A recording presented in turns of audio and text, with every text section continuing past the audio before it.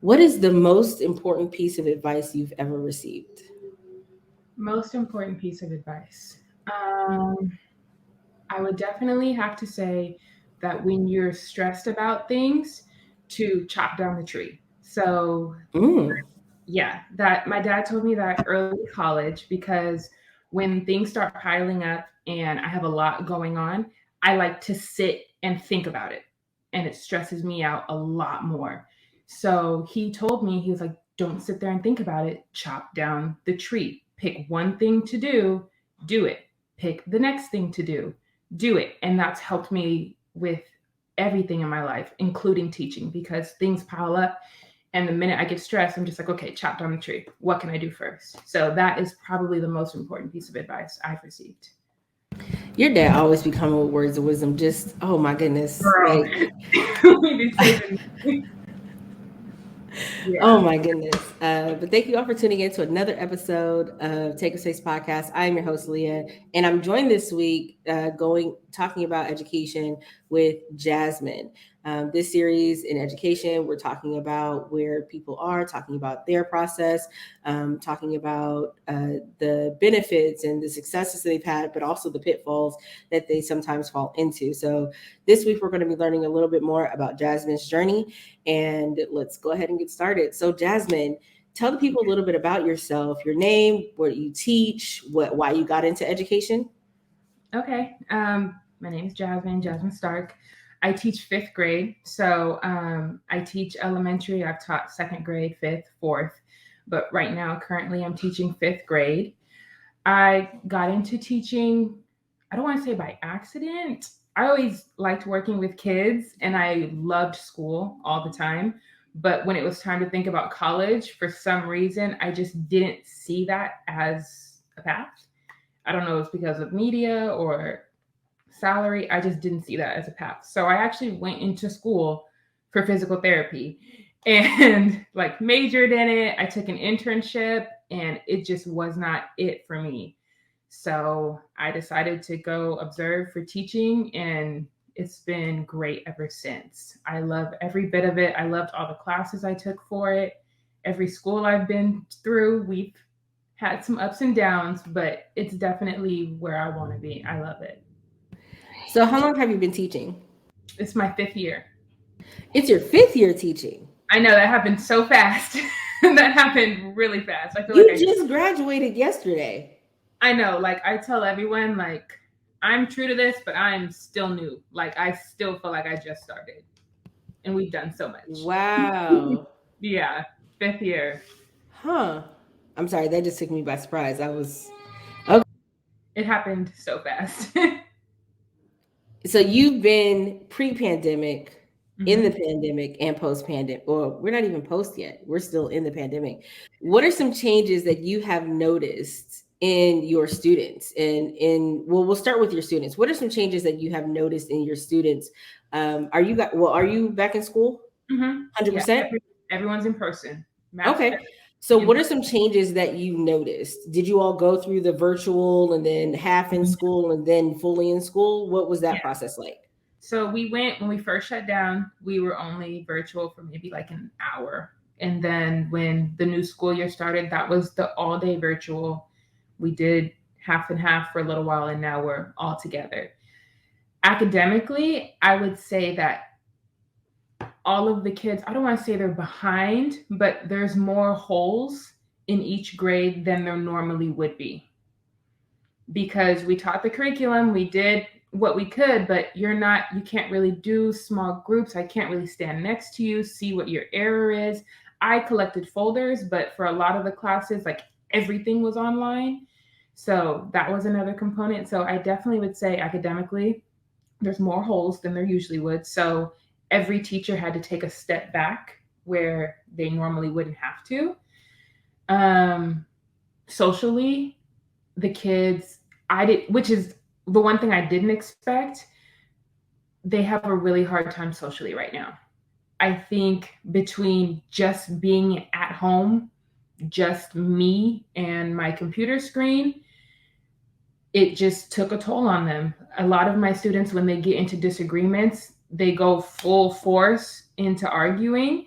I'm just like, wait, we're in 5th grade. We don't do that. Like, we have procedures. We talk about it.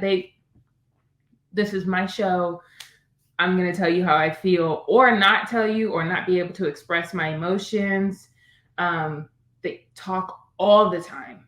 Like, I'm used to chatty kids, but like, they're used to being on mute. So they sing, they hum. I'm going to talk to you because I can. I'm like, wait, we're inside. Everyone can hear you. Stop. So the social aspect of it took a big dip, and I did not see that coming at all. So this whole academically, the social aspect, it's taking longer for them to kind of relate to one another again. But on the positive side, these kids have technology skills that I can't even imagine. They are advanced when it comes to technology right now, which can be good and bad. So, because I mean, on the technological standpoint, we did. There were a few videos of kids who were like cheating the test, like they know how to go change the inspect and be like, okay, which answer is right? So I don't actually have to learn the material. I just have to learn how to maneuver around it to get the answer. Wait a minute, hold on. Girl, they are quick with it. But I'm interested in talking about the loss of structure, because we know as adults, Mm-hmm. being at home, we have, well, I'll talk about me. I went during the pandemic, I was at home by myself for almost a year before I went out to go socialize with anyone. And I neglected to create space for spontaneity. That Mm-hmm. included other people's reactions, other people's input, the space for other people to um, come and go. In that, in just being in the space, in my space, I didn't create that space for them. Mm-hmm. So when someone else said something that opposed where I was, or that didn't make me feel good, it was immediate, like all defenses up, like I need Yeah. to tell you about yourself, because no, I want my space to be my space. Ma'am, you are at a grocery store. That's real. What are you doing? What are you doing? Like, let that person get their can of beans and you be on your way. Like, what are you doing? So how, as a teacher, do you, well, first, are you public, private, charter? Public. You're in Mm-hmm. public school. Okay. In California. Yes. Okay. So being in public school in California, how do you, is this something as that other teachers are feeling as well? It's across the board. So how has the administrative staff Mm-hmm. supported you all in noticing this, or is this something just the teachers have noticed? It's everyone, Mm-hmm. because once it's above us, it's above us. Mm-hmm. Um, it's funny because they foresaw this, and I just did not. I don't know if it's because I've never been through something like this, or I'm not as familiar with kids at every age as admin is. But he told us in our teacher training, start off with SEL, which is social emotional learning. It's like, start it off. Do more social emotional lessons than you ever have. Do more anti-bullying lessons than you ever have. Like, first week of school, like, front load it. And I was like, I mean, yeah, but okay. Totally see why. They completely knew it was going to happen. And so they told us, like, you have the lessons, you have the curriculum. If you have your own emotional, social lessons, like, bring those in, but the kids are going to need it. And throughout the year, if I have a disagreement between two students that I can't solve in class, usually it gets solved in class because they're older. But Mm-hmm. admin has no problem coming in and talking to my students. It depends on the school, but for my school and my admin, he's very supportive. They go to every single recess because they know that's where most of the issues happen. Right, right. They go to every single recess. They make sure, like, if kids are starting to have a disagreement, they're right there to guide them through it. Mm-hmm. If the kids are still harping on it, okay, do you want to come talk in the office? Do you need some more time about this? Like, they are very supportive about it. So it's not, I don't feel like it's just me dealing with it. And the parents are supportive too, for the most part. Oh, that's good. We're going to talk a little bit more about the parent teacher relationship, Mhm. because that is very important to the success of the student. Um, Absolutely. what I want to kind of talk about is the idea, and this is just a thought that I've had, and Mhm. I'm curious as to if you thought about this. Since students spend so much time online and they're more active on the technology side of learning how to do things as opposed to being more academically driven, things like that. Mhm. Some students, do you feel that because a lot of the students have access to social media Yeah. and they're able to immediately react to a thing, Mhm. it could be that they're not equipped, or they were not aware that they should practice the spontaneity in their space. Mhm. But also, could it be because of the anonymity online, and they can react and say whatever they want, that they don't have to filter anything in person online? Do you think that kind of translated in person, where you're seeing a lot of the quick reactions or the hot takes on to certain stimuli in the classroom, because they didn't have to have that kind of filter online? I definitely could see where those would connect. I didn't bring two to two together myself, but Hmm. everything is instant for them. It has been Hmm. since they were born, basically, at this age. I mean, So if they can like something really quick, if they can comment on something and it's still anonymous, a lot of them play these games where they chat with each other and they can say whatever they want to each other with no consequence. I think hmm. that has a lot to do with it because when my kids have a disagreement, the first thing I ask them to do is tell the other person how they feel and how it made them feel. And it's like, what you want? First, they're shocked that someone actually told me. Like they thought they were just going to say it and be about their business. Mm. So they're not used to that. And then actually talking through how something made them feel and considering another person's feelings, it's very hard for them right now. So, as a teacher, what do you feel your level of care, like what is your level of responsibility in ensuring that emotionally this is a safe space for the students? For me, especially at this age, it's hard because I want to consider everything. What may not be a big deal to me could be a huge deal to them. Right, right. So I try, I don't want to say I try to fix everything, but I really do. And I have to stop because we got other stuff to do during the day. I've gotten to the point where if a kid has an issue, I ask them to write it down. One of my coworkers told me this. I write it down. I tell them we're gonna get to it, but we have to get to it when I can get to it. We got other things to do throughout the day. We're gonna solve the issue, but it might have to take a toll. And after a while, they learn that okay, is this really an issue, or am I trying to get the other person in trouble? So Mm, the first thing I teach every single class, it doesn't really just matter the age. Are you telling or tattling? Like, are you telling because something hurt you physically or emotionally, mhm, or are you tattling because you want that person in trouble? mm. If they answer that question and they can honestly tell me that it hurt them in some way, then I guide them on how to talk about it amongst each other.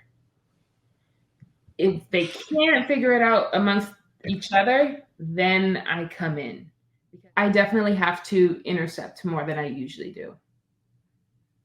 So now that you have explained that, and thank you, because I'm not sure if any, I know, well, mostly because I don't have any kids, but I Yeah. wasn't sure how much intervention was needed on the social emotional front now that students are 100% back in class. So now that they're back in class and there's more intervention that is needed on the social Mhm. emotional front, and the students are behind, or there are gaps in learning, Yep. more gaps than normal, because it's going to be, there's bound to be gaps, there's Mhm. bound to be some people who are a little bit more behind, there's bound to people who are a little bit ahead. Right. That's just how it works when you're doing these numbers. How do you balance that with trying to be there socially, emotionally for your students, but then also making sure that the class is still running and teaching the lessons as necessary so that when you do start testing or no, orbit is middle school, right? I think that's middle school. State I don't know if testing. they, yeah, the state testing. Mhm. When they do the state testing for the classes, how do you balance out to make sure that not only that they pass the test, but the students are prepared for the next school year? Because I don't think that in 2019 and 2020 that anyone was really held back. It was just like, okay, virtual, we're doing virtual just to say that we've been in school, but now we're going 100% back in school. Oh, snap, you didn't really learn anything in the last year. Mhm. So, how has the curriculum changed a little bit? Have the numbers kind of shifted, or how have you as a teacher, and then we'll talk about the administration that you work for in a whole, how have you responded to that? Um, I'm gonna say it's a lot of trial and error. It's just Mhm. it's because every class is different. I was fortunate enough to have the same exact kids I had last year. I have, Oh.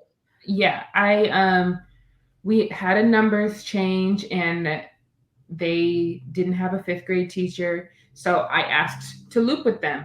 I didn't have a fourth grade class that I could be with, so fifth grade spot was open. I've taught fifth grade. I loved the class, and I already knew where the holes were. So I was like, if I'm going to loop, I'm going to do it this year. So I was Mm-hmm. their fourth grade teacher.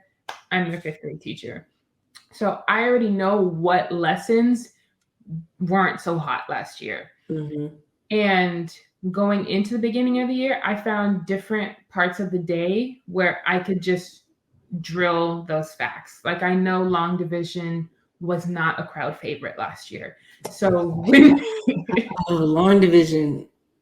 or any year, really. Mm-hmm. Never a crowd favorite. So I usually do some kind of morning assignment because kids come in late, there's lunch count, there's attendance. So they need something to do first thing in the morning. Mm-hmm. So my kids did multiplication facts and double digit multiplication and division for the first month of school every morning for the first 20 minutes. It's just like normally I would do grammar or a reading assignment. That's not where the holes are. So I knew they needed extra math. So I found a different part of the day where I inputted it.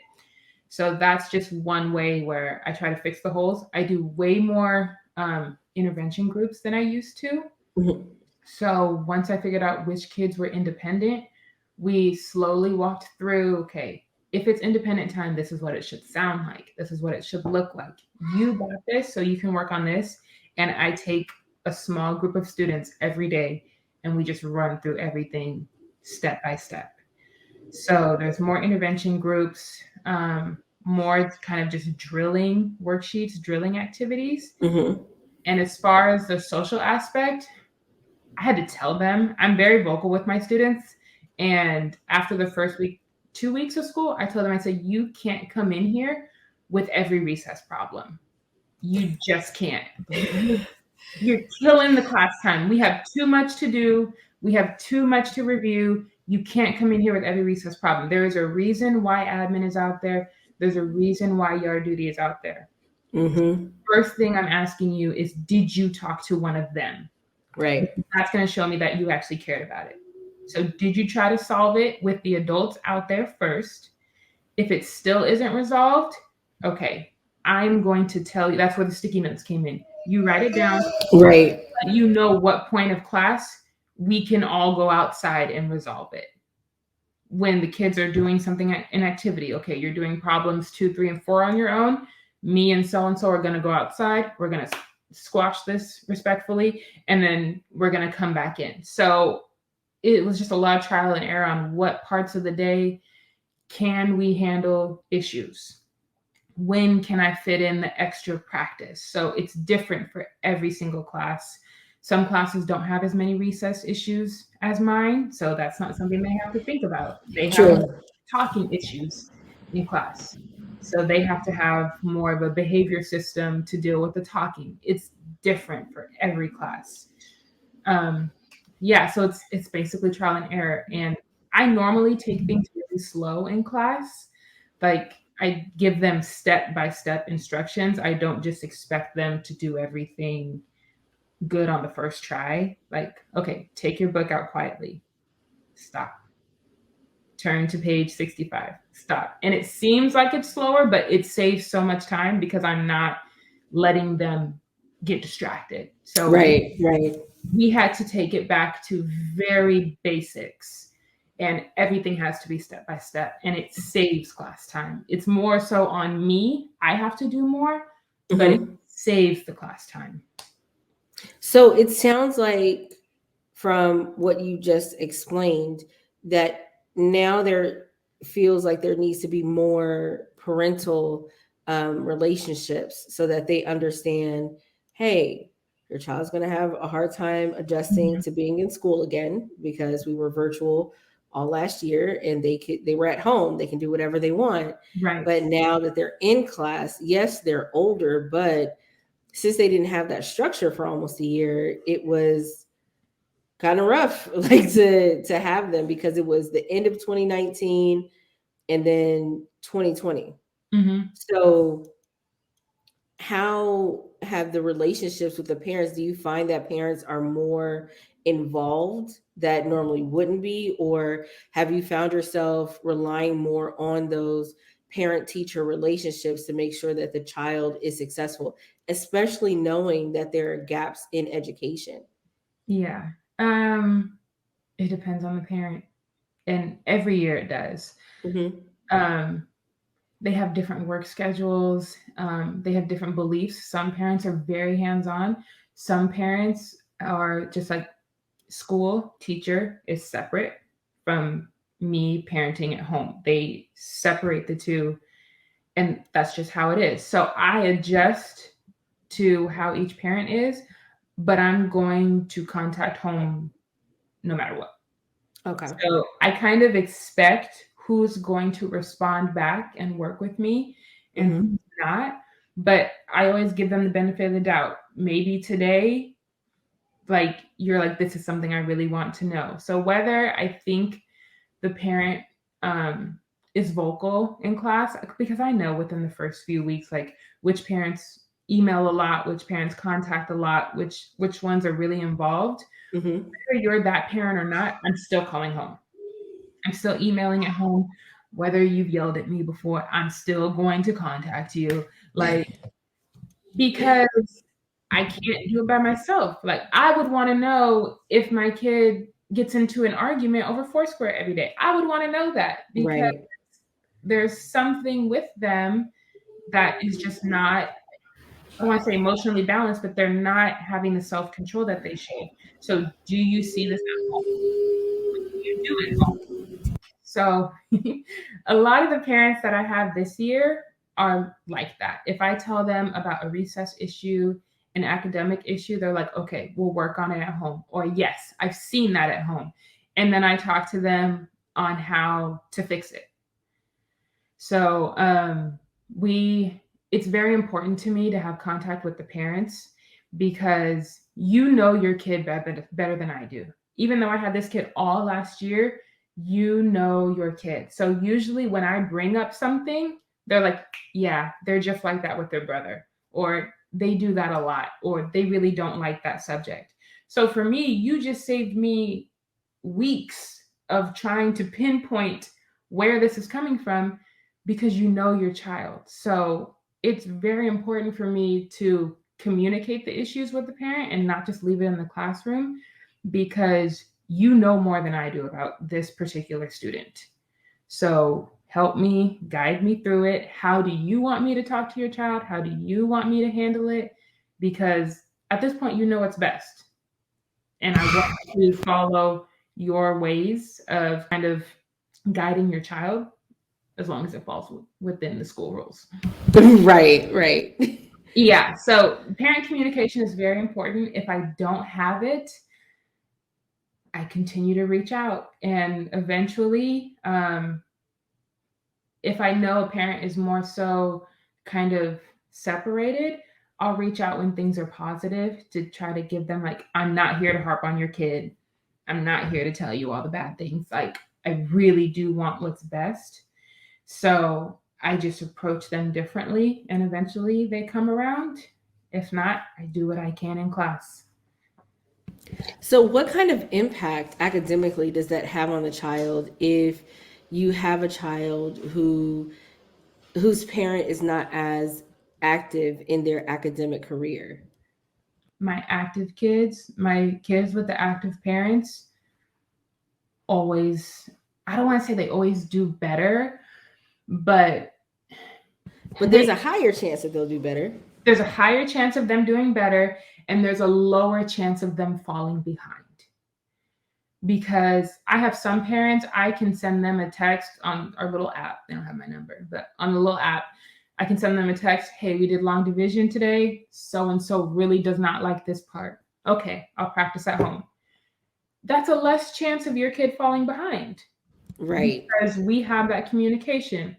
So and so, or a parent will contact me. Hey, my kid keeps telling me that he doesn't get math homework. Yes, he does. Okay, so it's a lot. These kids really think they're like, I got this. Yes, absolutely. She'll believe me. What? Yeah. My So, dad's not going to ask any questions. It's fine. yeah, the parents' involvement really makes a difference. You contact the teacher because the kid doesn't always know or the kid doesn't always want to tell you. I will tell you whatever you want about our class. I will tell you when every single test is coming up. I'll tell you the best way to study for the test, how they act in class. I'll set a behavior plan with you. I'll do whatever you want for the most Within reason. Within reason. within reason because you want your kid to do the best and so do I. It's just easier when I'm in contact with the parents or when they're in contact with me. It's not all on them. I don't expect you to be the only one reaching out. I will reach out to you. But when you're responding to me and you know what's going on in our class, it's just better for the kid because they know I'm not getting away with anything. Miss Stark knows my mom knows Miss Stark.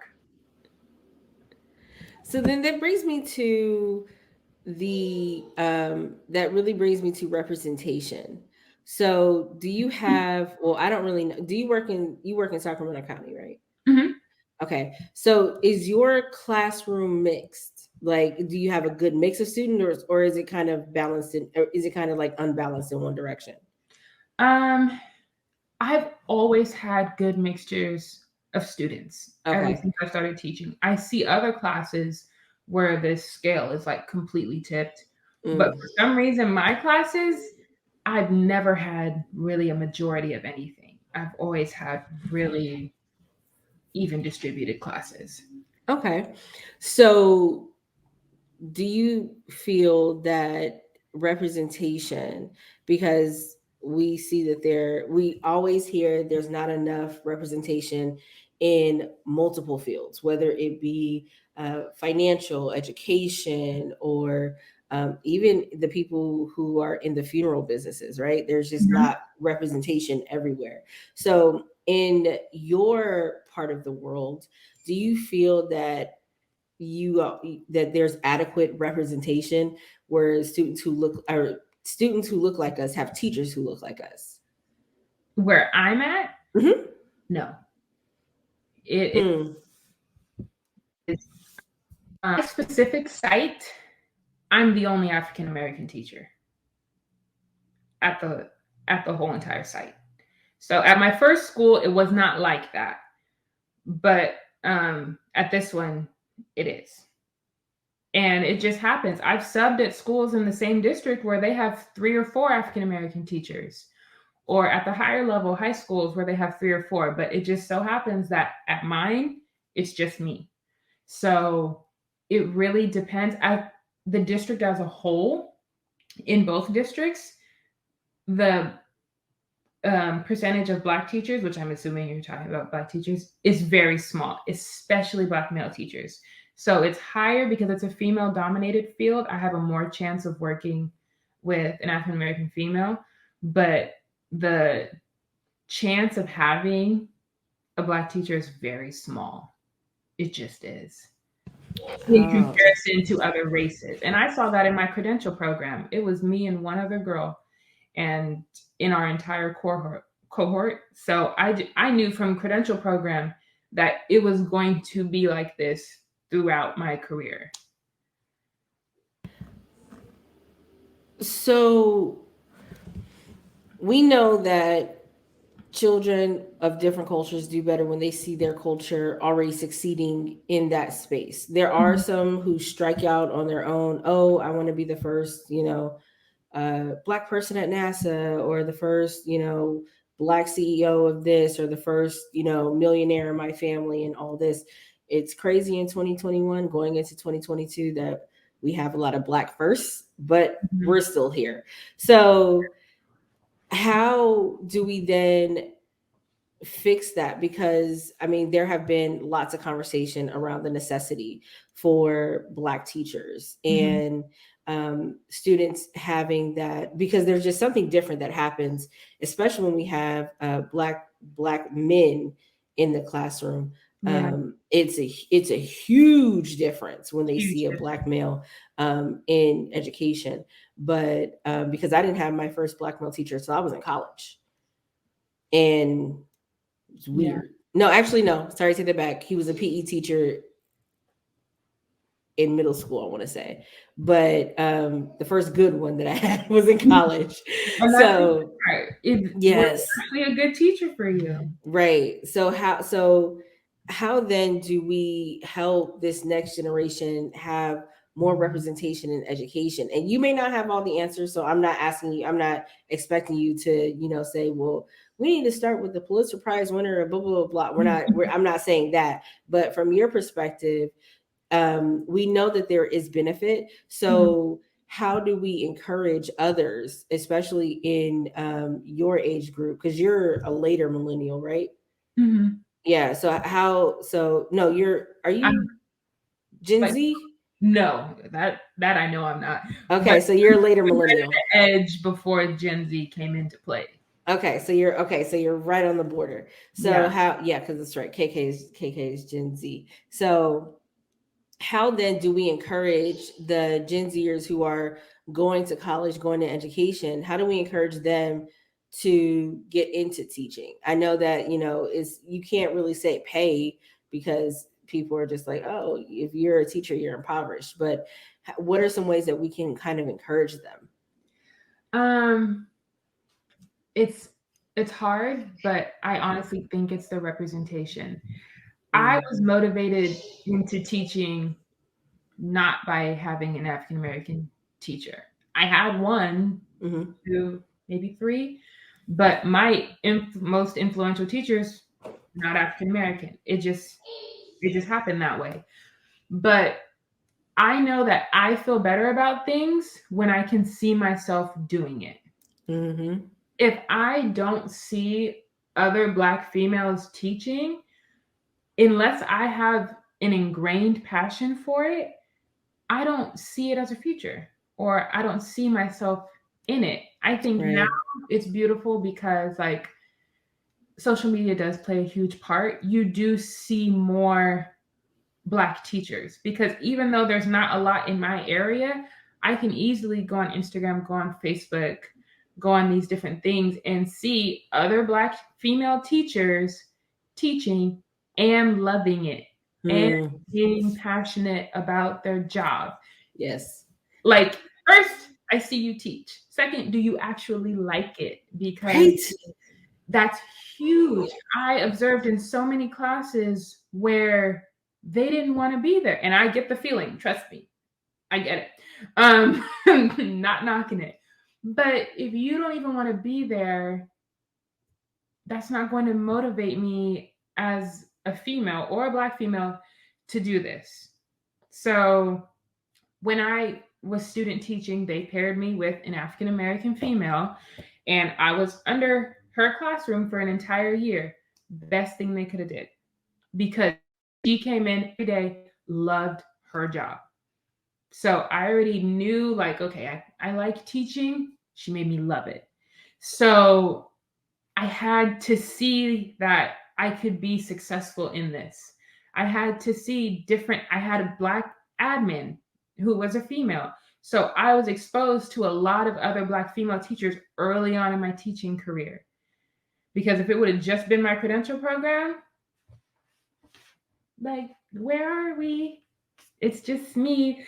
And that stuff doesn't bother me because I see it as a challenge.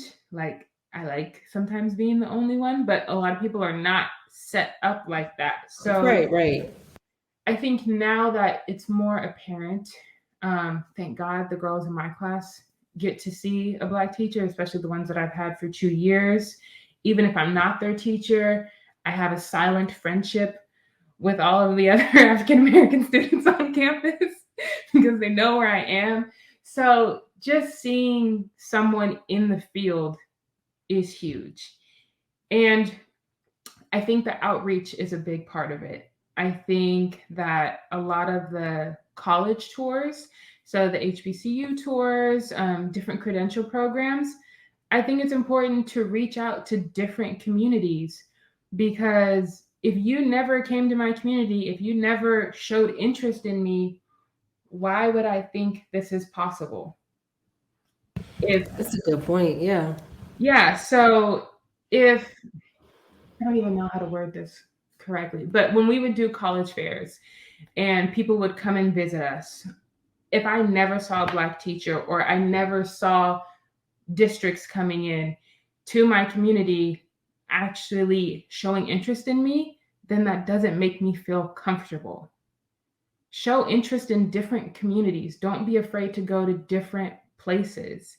Don't assume one area or one type of person is the teaching profession. It's not. We all have different teaching styles that the kids respond to really well. They just don't understand that that diversity is needed. Kids respond to different things So has your administration talked about diversity? a lot. So Um, what does that look like? Because I know so trainings I've been involved in, they're like, yes, we need to do diversity, equity, and inclusion. And it's a bunch of white people talking about the importance of understanding other cultures. And I'm just like, y'all couldn't diversify the panel at all? No? Okay. it. Um, I have had I had Black administrators for the first 4 years of teaching, whether they were the Oh. principal or the vice principal. How the Lord just loves me, I don't know. But so I didn't have to be the token person to answer all the questions. Good, good, yeah. Admin was in there like, okay, here are the suspension numbers. They are higher for African American students. And they talked about why that wasn't a problem. So they bring those things to the table. They know that this is an issue. So they try to bring in people of color. They try to bring in statistics. Um, for our what is it training day, district training day, they had an African American male teacher from Atlanta talk to us, and he was amazing, absolutely amazing. Loved his job, loved everything about it, passionate about it. That's what I need to see. I need to see me, and I need you to bring people that can actually talk about diversity. I've never had someone who wasn't of color try to teach me about diversity as a teacher. They couldn't. Girl, it is the weirdest thing. It's I so had weird. I had it in the credential program and I was accepting of it because I could tell she was passionate about it. One thing I will say is that if you really do not care about this, don't try to fake it. Because I've had Caucasian teachers in college tell me about diversity issues or English language learners and how there's a gap and how to fill it. And I could tell she really meant what she said. That's cool. Either bring someone who's really passionate about it if you're not passionate about it yourself, or find someone who is or looks like me. Like, I have to respond well to the person. If you're checking off a box, no one's responding to it. That's Nobody. absolutely true. That's really true because if you're not passionate about because diversity is more or less if you are passionate about diversifying the culture of your place of employment, whether that Mhm. be in education or elsewhere, right? You you want to change the culture of the work environment because the Right. work environment is standardized. Oh no, we're all, human, we're all do this. No, no, no, no. Especially in corporate, which education looked a lot like corporate Yeah. previously, and now it's starting to change, where corporate was very Eurocentric. You talk a certain way, you look a certain way, you dress a certain way, your hair is a certain way. Like there was all one way to look, one way to do things. And if you deviated from that, if you were an outspoken woman, or if you decide to wear locks, or if you didn't want to shave your beard, like there were so many different things that made you the other, right? Right. So now talking about diversity is not just teaching people to be accepting or acknowledging the differences that other people may have, but it means to change the culture. So you can Mhm. no longer tell me that my hair is unprofessional. You can no longer tell me that I have to shave or that I have to. It's important to look professional, but Mhm. professional in different cultures don't does not always mean a three-piece suit. It does not match up. It's not the same. So I can appreciate someone who's passionate and wanting to change the culture that you work in so that everybody can acknowledge that no, when Black boys are more active in the classroom, it's because they don't have enough to do. It's not because they're looking to get on your nerves. It's not because they want to tear the roof off the sucker. It is more that they don't have enough to do. So they probably already finished whatever work you gave them. Now it's time to give them more work. Or they may not understand the way you taught it. So figure out a different way to teach them and help them. So it's just interesting, and I like that there are some changes happening, especially with like you said, going on social media and just looking under the teacher hashtag. There's a Mhm. lot of white people, but there are so many prominent Black people is who love their job as a teacher, who Mhm. are really coming to the forefront, and I love it. And you can look up like hashtag Black teacher, Yes, your Instagram, Black teacher TikTok. Like you can see people in your field, in every field. You're absolutely. starting to have more access, even if it's not happening in your town. Yes, and it could be something that even though this person is, doing well in Atlanta or doing well in Charlotte or doing well in New York, you can bring that to Iowa. You can bring Mhm. that, like everybody's probably not as forward thinking in those places, but you can bring that to your space and say, look, this is what I want to create. And if you have a passion for something, you and I both know this, whatever gift you have that God has given you, it will make room. Right. So if you have this gift and this passion toward this thing, doors are going to start opening up when you start working in them. So Right. yeah, you might see somebody who is just doing the best. They love their job. The students are engaged, not just that the test scores are high, but these students are going on to college or they're going on to do successful in life with their business or whatever because this teacher cares about what they do. And it's like, yeah, I want to bring that because I care. I want to Mhm. train. I want to do this. Oh, I absolutely think that representation, seeing the representation, not just that, because we can say representation is important, all like we can always say that it matters, but actually seeing that, whether it's on social media and even better in real life, it's going to make a huge difference. So I really applaud you for being a teacher, especially in these times. Yeah. So we talked a lot about the student relationship, the parent teacher relationship, and now as a teacher in the public school setting, and Mhm. by having administration who reflects your values and or looks like you, because we know all skin folk and kin folk, we know that. And I'm very particular But about yeah, it. Very particular about it. it's we know Yeah. uh how has the administration supported you, especially, I mean, I know they made you aware when students come back, listen, these kids do not have structure, I'm just letting you know, but what other ways that the administration supports you in your teaching efforts?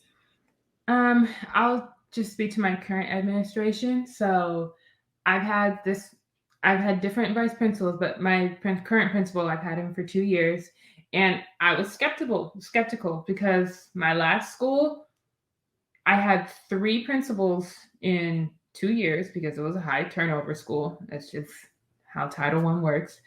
But they just happened to all be black. So before coming to this school, I did not have an administrator that was not black.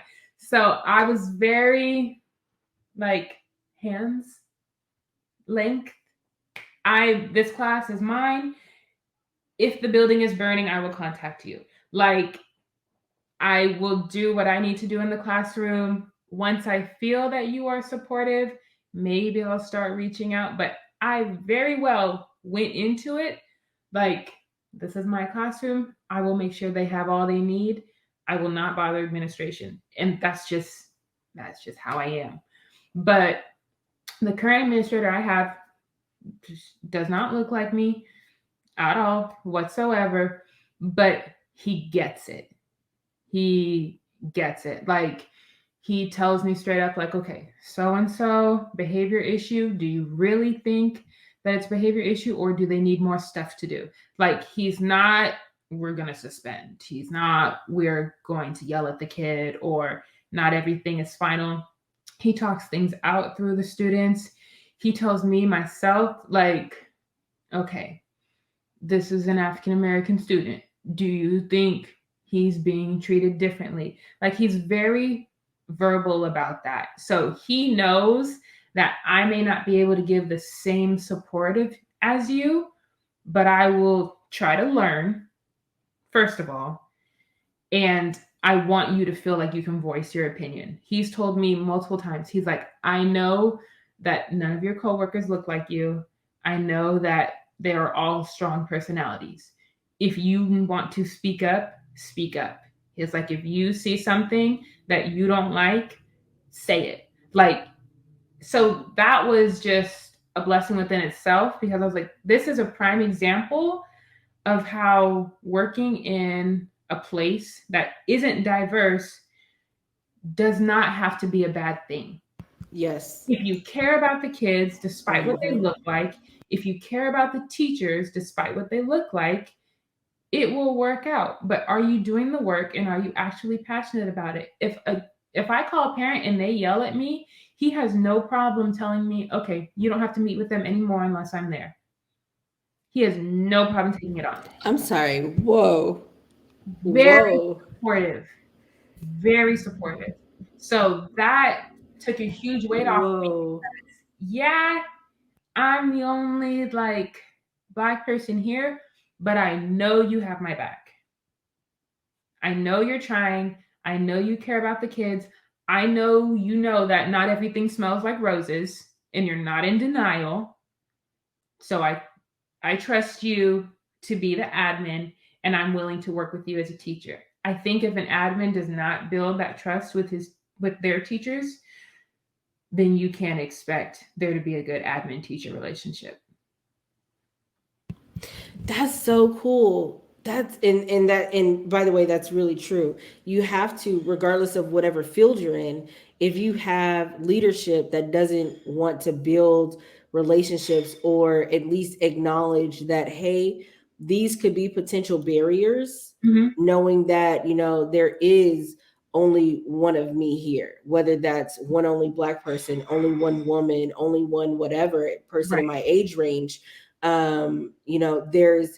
There is a potential for huge problems down the line. Mm-hmm. But knowing that he's not coddling you and saying, oh, come here, honey, baby, I can go ahead and take care of everything for you. I don't want you to have to worry about blah, blah, blah. But he's actually, giving you the independence and autonomy to do what you want to do for your classroom, Mm-hmm. while also being supportive and having your back when you do have issues with parents, or you do have issues with staff, or something that has gone on. Like, Mm-hmm.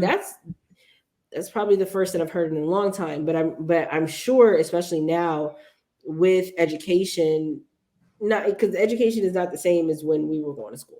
No. So with the change,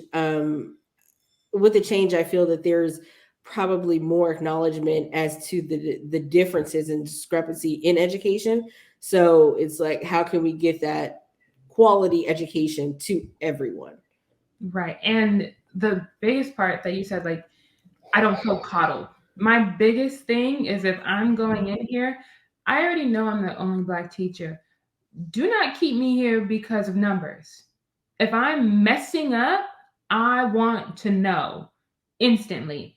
Like before I get moved grades, I'll ask, is this because of numbers or is this because I'm unfit in this grade? And they'll tell me straight up, it better be because of talent and not because of what I look like. I'm here to help you diversify this campus, but it also better be based on my impact as an educator. I'm more than what I look like. And they're very particular about that. They're like, no, if something was wrong, I would have told you. Good. Yeah. That's good. Like I'm really speechless because The unicorns are out there. yeah, it's very rare to hear that. Yeah. It's very rare. I mean, you hear about the doom and gloom in education, and you hear about how bad things are and how bad they can get, and Mhm. especially the disparity between, the education in some neighborhoods versus others, especially That's huge. knowing that it's based off of taxes and property taxes and whatnot. But neither here nor there. We're not going to get into that today. But knowing that there are educators out there, administrators out there who are interested in students getting the education necessary to be successful, regardless of what they look like, and Mhm. making sure that they have a campus that is hopefully there for the students Right. and therefore there for merit. And while some people could feel, oh, if we start doing affirmative action things, then we're going to lose merit. And it's like, no, you want people who, like you said, people who are educated and qualified, but also people who have a passion for it. Mhm. Because if you don't have a passion for it, then you should probably go do something you're passionate about, because then you'll be more successful there. And there's going to be a bad taste in my mouth about Black teachers if my only Black teacher Yes. doesn't even like her job. Like, people need to see that there's Black teachers and that there's administrators that may not look like you, but it's okay. Like, not all of it is bad. You're going to run into some walls and some roadblocks, but it is possible to make this work if you're really passionate about it. And well, thank you. This was such a cool conversation. I absolutely have enjoyed this conversation.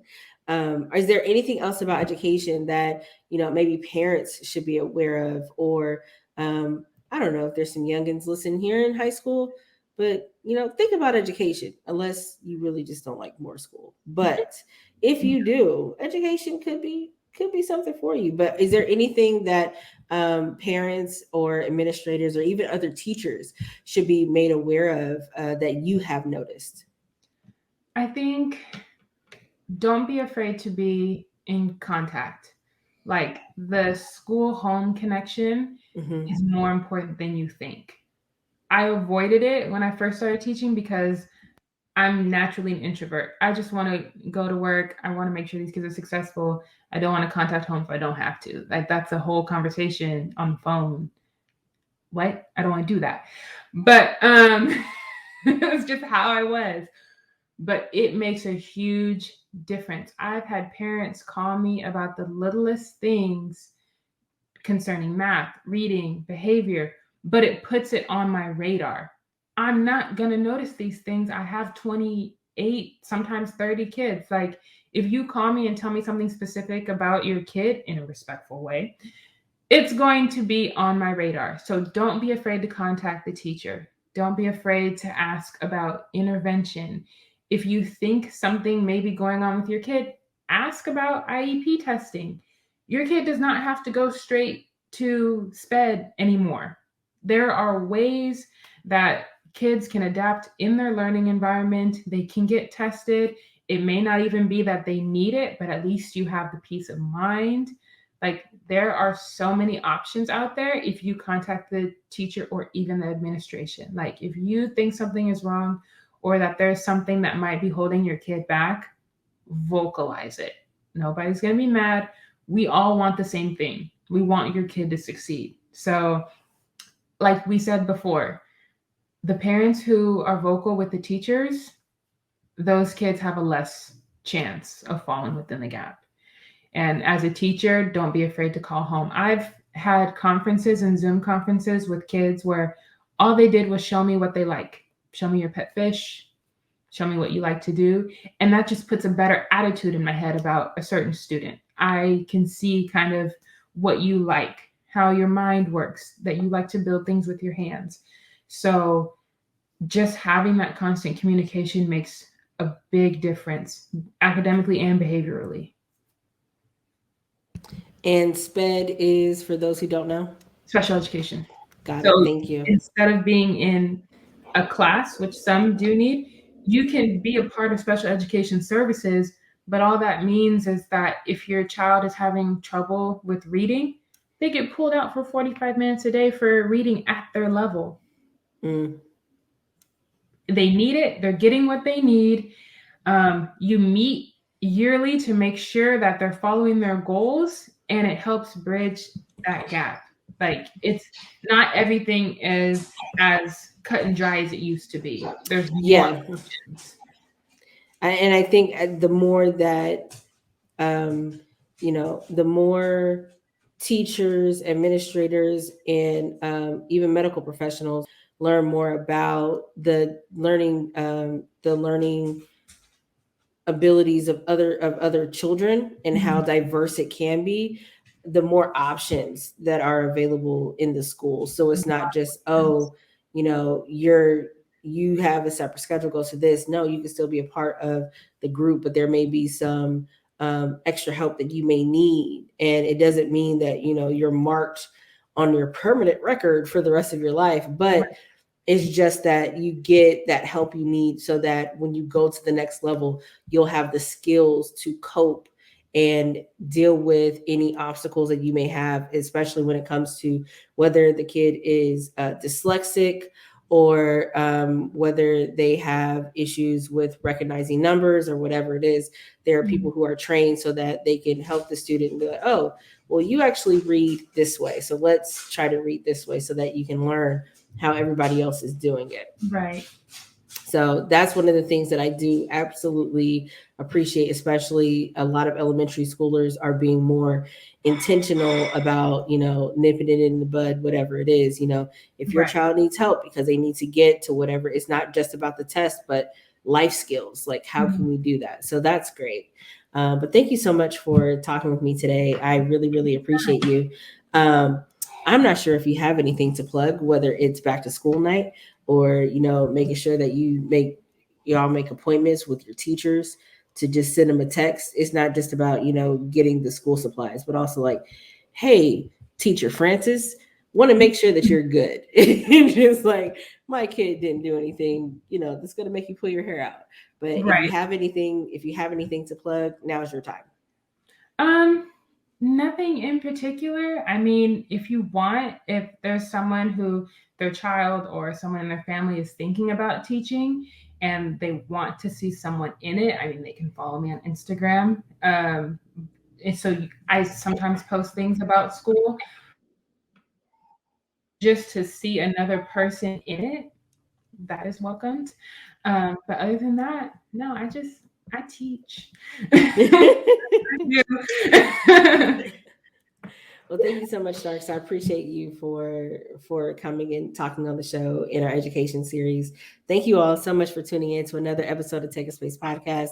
I'm your host, Leah. Please make sure you follow Jasmyn on her Instagram. It'll be linked below if you want to learn more about teaching. DM her if you are interested and you want to get some resources in wanting to know where to even begin, whether you are, no matter where you are in life, really, if teaching is what you want to do and something you've been thinking about, maybe having a conversation with Jasmyn can help. Make sure you follow us as well at Take a Space POD on Facebook, Instagram, and Twitter. And we'll see you next time. Bye.